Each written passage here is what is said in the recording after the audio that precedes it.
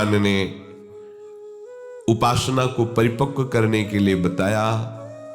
पवित्र भूमि में पवित्र आसन में बैठ करके, आसन समान होना चाहिए, मेरुदंड सीधी होनी चाहिए, शरीर चंचलता रहित होना चाहिए। फिर आप चाहे नाम ध्यान में हो या रूप ध्यान में हो या मानसिक सेवा में हो, तब पहले शरीर को स्थित करो, मन को एकाग्र करो और पवित्र स्थान में बैठ करके न ऊंचा न नीचा सम होना चाहिए। आगे प्रभु कह रहे, तत्रैकाग्रम मनः कृत्वा यत् चित्तेन्द्रिय क्रिया उपविश्यासने युञ्ज्याद्योग मात्म विशुद्धये। आसन पर उपासक बैठकर चित्त और इंद्रियों को क्रियाओं से रहित करे, मन को एकाग्र करे और अंतःकरण हमारा पवित्र हो रहा है ऐसा चिंतन करते हुए जो आपको नाम मिला है, मंत्र मिला है, रूप मिला है, उसमें तन्मय होने की चेष्टा कीजिए। प्रारंभ में ऐसा ही हर उपासक करता है। आगे चलकर ये तन्मयता उठते बैठते चलते फिरते खाते पीते क्रियारत या निष्क्रिय सब अवस्थाओं में अपने आराध्य देव के ध्यान में ही मगन रहता है। एक सेकेंड के लिए भी कभी अपने आराध्य देव का ध्यान नहीं छूटता है। उपासना की परिपक्व अवस्था में ऐसा भाव होता है, ऐसी स्थिति होती है कि भारी से भारी भीड़ में व्यवहार के कार्यों में रत होते हुए भी एक क्षण के लिए भी अपने प्रीतम का ध्यान नहीं छूटता है। यह आया भजन से, सेवा से, प्रभु की शरणागति से, प्रभु की आराधना से। उपविश्य आसन पर, आसन में ही बैठे, सिद्धासन, पद्मासन, सुखासन, ये बहुत लाभदायक है। बिना ब्रह्मचर्य के कोई दो आसनों पे तो बैठ ही नहीं सकता। सिद्धासन और पद्मासन, इनकी पहली बैठने की पद्धति में 48 मिनट रखा जाता है, 2 घड़ी, और पूर्णता की तरफ गति रखने पर 3 घंटे, बिना हिले डुले, बिना किसी तरह की चंचलता के शांत भाव से पद्मासन लगा के गुरु कृपा से इसका पूर्वाभ्यास हुआ है। नैष्ठिक ब्रह्मचर्य से लेकर हितधाम तक, जब तक किडनी पूरी ऐसी अवस्था में नहीं आ गई कि अब बस नहीं रहा, तब तक 4-4 घंटे ऐसे पसीना से लथपथ शरीर, फिर अद्भुत शीतलता, मंत्राकार वृत्ति, शरीर शून्य हो गया, शरीर की स्मृति भी धीरे धीरे लोप होने लगी। ऐसा होता है। आपको भी समय मिले तो 24 घंटे में कम से कम 48 मिनट बैठने का, ये ब्रह्मचर्य में बहुत सहायक है। शरीर में अब कोई पूर्व प्रारब्धवश असाध्य रोग प्रकट हो जाए, कर्मफल भुगाने के लिए, वो बात तो अलग है।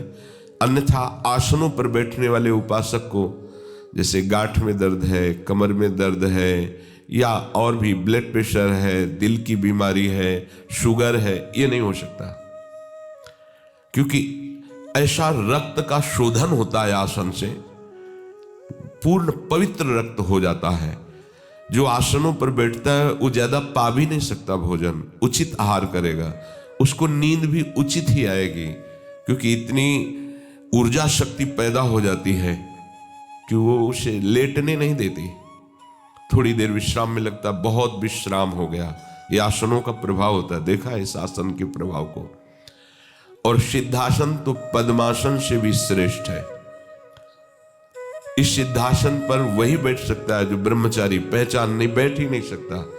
एड़ी गुदादार और मूत्रेंद्री के बीच के स्थान में होती है बाएं पैर की एड़ी, और दाहिने पैर की पूरी पोजीशन ऊपर मूत्रेंदी के ही होती है, पूरा मेरुदंड सीधा, गर्दन सीधी, हाथ ऐसे रखे हुए, रख दिया 3 घंटे हिलना ही नहीं।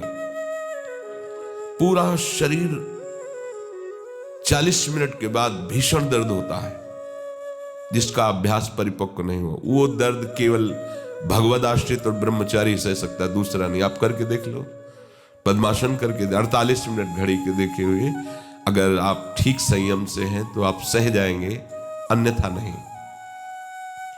ये आसन हर जवान साधक को आवश्यक है, चाहे प्रेम मार्ग के हो। परमानंद दास जी आश्रम में ही बैठे समाधिस्थ थे। श्रीपाद प्रबोधानंद जी ने जब विश्राम घाट से दर्शन किया, यमुना जी के पावन पुलिन पर बैठे हुए शांत एकांत आसन पर बैठे हुए सदगुरुदेव भगवान को भी देखा है।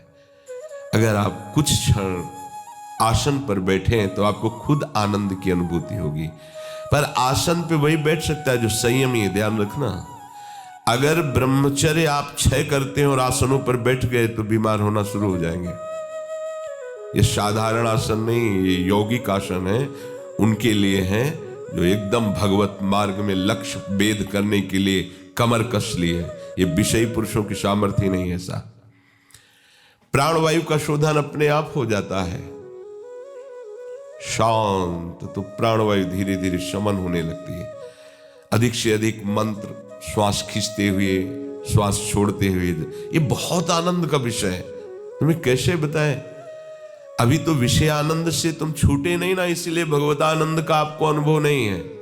भोगी पुरुष वैराग्य में क्या आनंद क्या जान पावेगा? वैराग्य में जो आनंद चक्रवर्ती सम्राट को भी नहीं है। फिर अनुराग की तो बात ही जाने दो। राग त्यागी वैरागी जिस सुख का अनुभव करता है वो सम्राट को भी नहीं है। और जो वैराग्य के ऊपर अनुराग में स्थित है, 14 भुवनों का स्वामी होने पर भी उसको सुख नहीं मिलेगा जो अनुरागी को सुख मिलता है। एक क्षण में जो भगवत प्रेमी महात्मा को सुख मिलता है तो उसके एक क्षण के सुख के समान सोचो। ऐसे ही महापुरुष के लिए गोस्वामी जी ने लिखा है, तात स्वर्ग अपवर्ग सुख धरी तुलाए कंग, तूल न ताहे सकल मिल जो सुख लव सत्संग। लव मात्र के समय में यदि ऐसे भगवत प्रेमी महात्मा का संग मिल जाए तो उसके सामने स्वर्ग और मोक्ष क्या, फिर उस महात्मा को कितना सुख होगा अभी आप अनुमान भी नहीं लगा सकते, क्योंकि विषयानंद ही आपका लक्ष्य है। जिस समय भगवदानंद होगा तो उसकी पहचान है, ब्रह्मादिक के भोग सब विषम लागत ताही, नारायण ब्रज चंद की लगन लगी है जाई। जिसको भगवत प्राप्ति की लगन लग जाती है तो ब्रह्मा आदि के भोग भी उसे विषवत लगने लगते हैं। अगर आप ऐसा नहीं बैठ पाते तो एक सुखासन है, पलथी मार के जिसे कहते हैं, ये तो सब कोई बैठ सकता है। पर सावधानी भगवान इसमें कह रहे हैं कि आसन में बैठने पर हिलना डुलना चेष्टाएं करना ये फिर नहीं होना। एकाग्रता के लिए इसकी आवश्यकता है। मान लो कहीं खुजली हो रही तो चुपचाप शांत रहो, वहां से मन हटाओ। ये त्वगेंद्री का विषय है, त्वगेंद्री का विषय है। आपको घसीटेगा, यहां खुजला रहा है, यहां खुजला रहा है, शांत एकदम बैठो। वो खुजलाहट हो रही है, शांत, हिलना नहीं, शांत। इससे आपका मन शासन में आ जाएगा, इससे इंद्रियां आपके शासन में आ जाएंगी। अभी आप इंद्रिय और मन तन में है। आसन में बैठे, सुखासन में यदि जीवन संयम में नहीं रहा तो ये जो कफ वात पित्त है, यही तीनों शरीर के प्रधान क्षेत्र हैं। आयुर्वेद में इन्हीं तीनों का उपचार, बड़े बड़े रोग इसी से होते हैं। और कफ वात पित्त तीनों का संयमन हो जाता है आसन में बैठने वाले का। ये बता रहे तीनों काल गंगा जी का स्नान होता था, प्रातः और फिर 9 बजे और फिर शाम के 4 बजे, और जटाओं सहित होता था। कभी स्वेटर नहीं, कभी कंबल नहीं, लेकिन कभी जुकाम नहीं हुआ, कभी बुखार नहीं आया मुझे 10वें वर्ष। भोजन की भी पता नहीं मिलेगा कि नहीं, ऐसा चाय आदि तो पूछो ही मत कि भाई बाल भोग हो रहा है, शयन भोग हो रहा है, नहीं। कभी 2-2 दिन बाद कभी कुछ मिल गया, ऐसा कभी ऐसा नहीं महसूस कि कमजोर हो रहा हूं कभी ऐसा नहीं लगा कि मैं थकित हो रहा हूं। उत्साह उसका कारण आसनों पे बैठना, निरंतर मंत्राकार वृत्ति करना। तो ये सब कुछ समझ में ही नहीं आता था कि ये कोई कमजोरी, प्राण पुष्ट होते हैं, बलवान होते हैं, भागवती की ऊर्जा शक्ति बढ़ती है। साधु दबी हुई आग होता है, जैसे ऊपर से राख से ढकी हुई आग हो, उसे खिलवाड़ मत समझो। अगर ऊपर की राख हट जाए तो भस्म कर दे। तो इसीलिए तो जब गृहस्थ जन, संसारिक जन उनके समीप जाते हैं तो उनके पाप भस्म होते हैं। उनके दर्शन से, उनके संभाषण से, उनकी आज्ञा के पालन करने की वृत्ति यदि आ जाए तो भगवत प्राप्ति कोई बड़ी बात नहीं है, क्योंकि उनके सानिध्य से तुम्हारे कर्म तुम्हें बाधा नहीं पहुंचा पाएंगे। वो स्वयं ऐसा स्वयं प्रकाश जागृत हो जाता है, कुछ प्रकाश में तुम्हारे अशुभ कर्म भस्म हो जाते हैं। दरस परस अघनाश, बास निज संग करो दिन। जहां हमारे हृदय में भगवत प्राप्ति की लालसा जागृत हो तो जान लेना किसी भगवत प्रेमी महात्मा का वचन आकर के आपके हृदय के अशुभों का नाश कर दिया है। तभी ये बात आती है, मुझे भगवत प्राप्ति करनी है। निश्चित समझो। आसन में कुछ समय बैठने का तो सबको अभ्यास करना चाहिए, इससे बहुत जल्दी निरोग हो गए। असाध्य रोग आना, असाध्य रोग से ग्रसित होना ये अलग बात है। ऋतु परिवर्तन से रोग आना कभी कभी ठीक, ऐसा हो सकता है, लेकिन परेशान होना, दुखी होना, दिनचर्या छूट जाना, भजन ना होना, ये लक्षण है शरीर पोषी के। जो शरीर रागी है, केवल शरीर सुख के लिए, चाहे वो वैराग्य में चाहे गृहस्थ में, केवल शरीर सुख के लिए जी रहा है। नहीं, ऐसा कभी नहीं होता। तुम्हें कैसे होता है? 102 में परिक्रमा भी की है, परिक्रमा नहीं रुकी। जब चेक किया करके लौट करके मुरारी ने की क्या, तो 102 बुखार, कोई नहीं, इससे क्या फर्क पड़ता है? रोज कष्ट में ही है, जुखाम ये वो सब। अपनी दिनचर्या ठीक 1:30 बजे उठना, इसके साथ व्यवहार प्रेम का नहीं करना, प्रियालाल के साथ प्रेम का व्यवहार करना है। ठीक दिन, ये जड़ वस्तु है शरीर, इससे वैसे ही व्यवहार करना है जिससे हमारा काम बन जाए। अगर इससे प्रेम करोगे तो दुर्गति करवा देगा। ये जो ढांचा है, इससे राग करोगे दुर्गति हो जाएगी। इससे ठीक वैराग्य पूर्वक व्यवहार करो। उचित भोजन, उचित वस्त्र, उचित व्यवहार और दिनचर्या कड़ाई से इससे करवाओ, इससे करवाओ। हम नहीं उठ पाएंगे 4 बजे, तो अब आपने सब बिगाड़ दिया, परमार्थ का सिद्धांत ही बिगाड़ दिया। हम नहीं उठ पाएंगे मतलब आप शरीर को बोल रहे हो मैं लेकर के, अब क्या परमार्थ के पथिक हो? शरीर को 4 बजे उठाना है, हाँ उठाना है। प्रत्येक साधु महात्माओं के जीवन चरित्र को देखो, अपनी दिनचर्या को भगवान के कहने पर भी नहीं छोड़ा। पूज्यपाद भगवत अनुरागी श्री सनातन गोस्वामी जी को साक्षात नंद नंदन प्रकट होके बोले कि बाबा अब तुम गिरिराज जी की परिक्रमा में मत आया करो, ये इतनी लंबी परिक्रमा है, तुम वृद्ध हो गए, वृंदावन से पैदल आते हो, मत आया करो। जो आ गया, दूसरे दिन फिर पहुंच गए। बाबा मना किया था, क्यों आ गए? रहा नहीं जाता प्रभु, रहा नहीं जाता, चैन नहीं है। तो प्रभु ने वो चरण चिन्हारी वहीं कर लिया करो। हमारे हृदय में जब दिनचर्या इस कोटि का आदर होगा कि साक्षात भगवान ही दिनचर्या है हमारी, समझो आप, ये साधन नहीं है, हम साध्य पे जी रहे हैं। ये जो हमारी दिनचर्या है, ये भगवत स्वरूप है।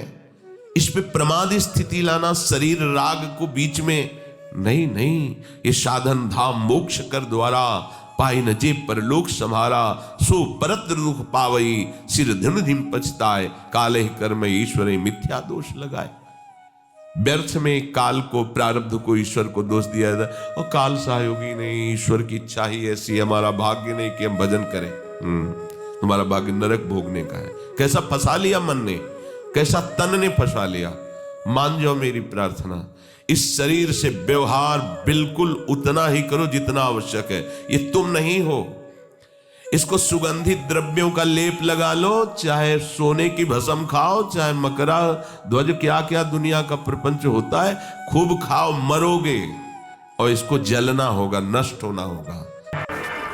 हरिनाम पाओ, ये नामामृत पियो, लीलामृत पियो, रूपामृत पियो, निहाल हो जाओगे।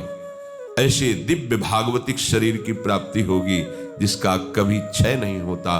प्रिया प्रीतम के समीप आठों पहर परमानंद में।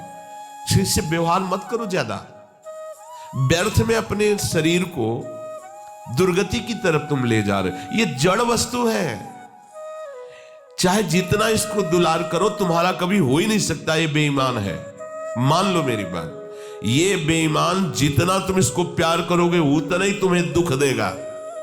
Blood pressure low, blood pressure high, sugar high, heart में तकलीफ, ये तकलीफ, वो तकलीफ, और फिर भी इसी को प्यार।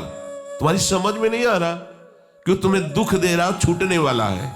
जिसे तुम राग करके पकड़े हुए हो तुम्हारी दुर्गति कर रहा है, तुम्हें क्लेश दे रहा है, और तुम उस स्थान का परिचय नहीं प्राप्त कर पा रहे जहां महासुख है। प्रभु का नाम, प्रभु का रूप, प्रभु की लीला, प्रभु का धाम। अब जीवन भर भोग भोगे हैं। जब घर परिवार से असंतुष्टता हुई, भोग भोगने योग्य नहीं रहे, तो भजन योग्य कैसे रह सकते हो? तुम कैसे भजन योग्य रह सकते हो?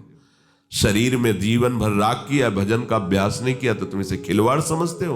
बुढ़ापे में तुमसे भजन हो जाएगा? वही प्रपंच होगा। देखते हैं हम,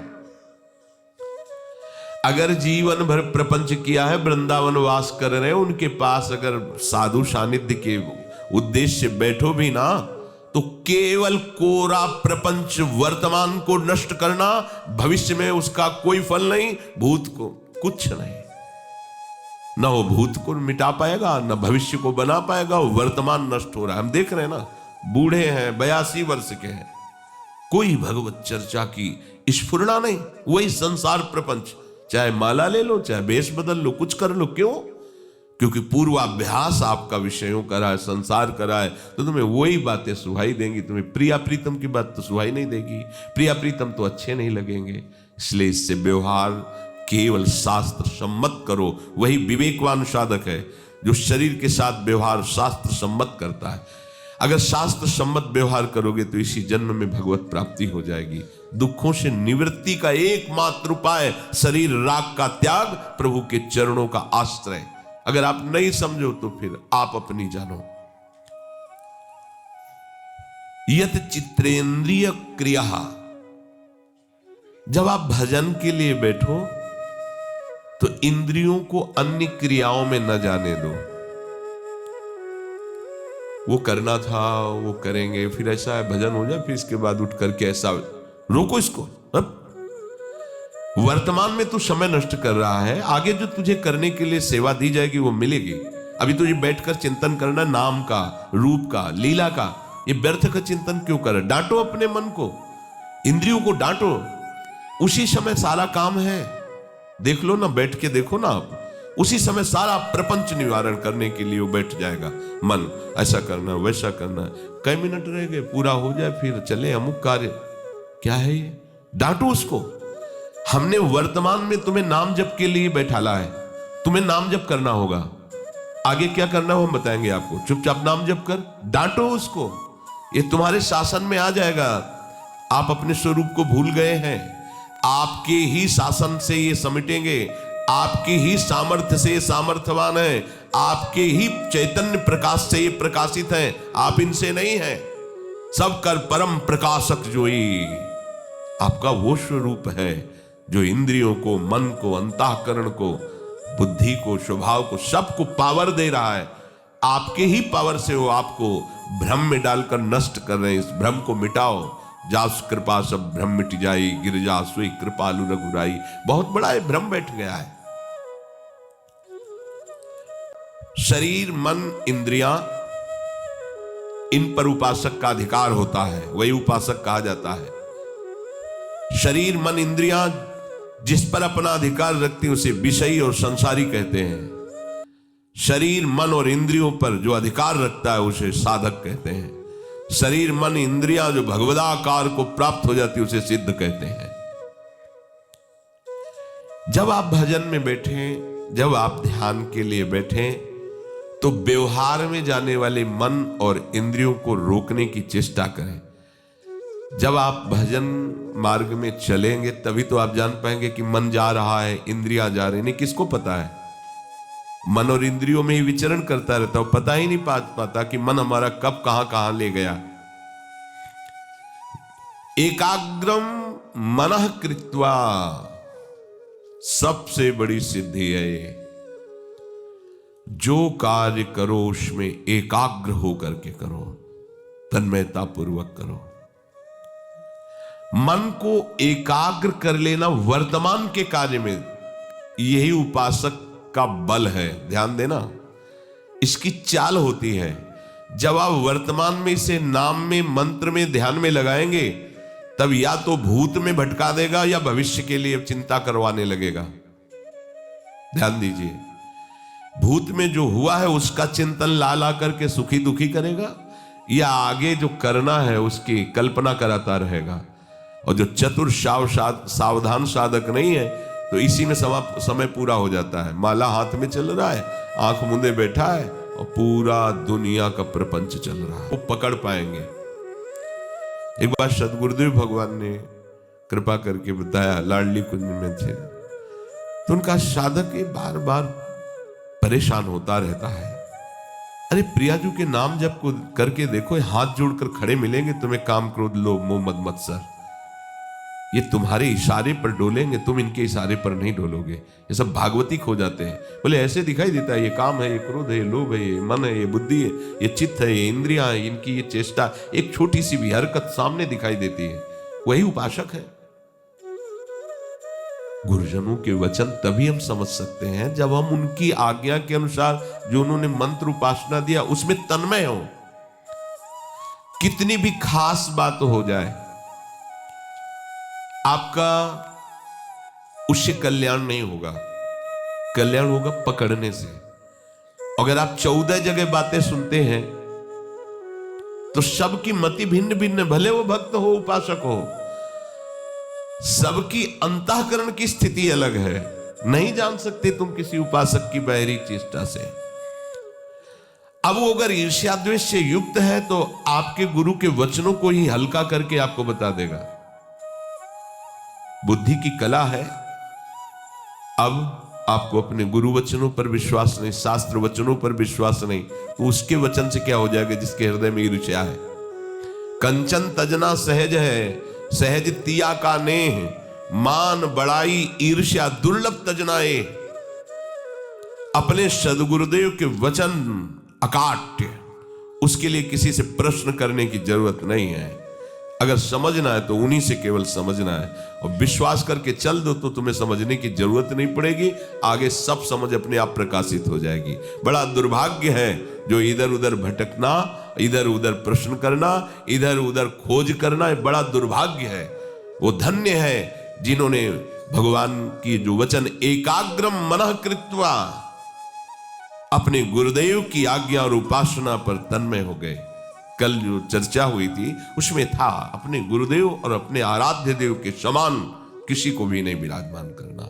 उनकी आज्ञा ब्रह्म वाक्य है। मोक्ष मूलम गुरु कृपा, उनकी कृपा ही हमें मोक्ष पदवी में स्थित करेगी। उनका हर वाक्य हमारे लिए मंत्र है। मंत्र मूलम गुरु वाक्यम।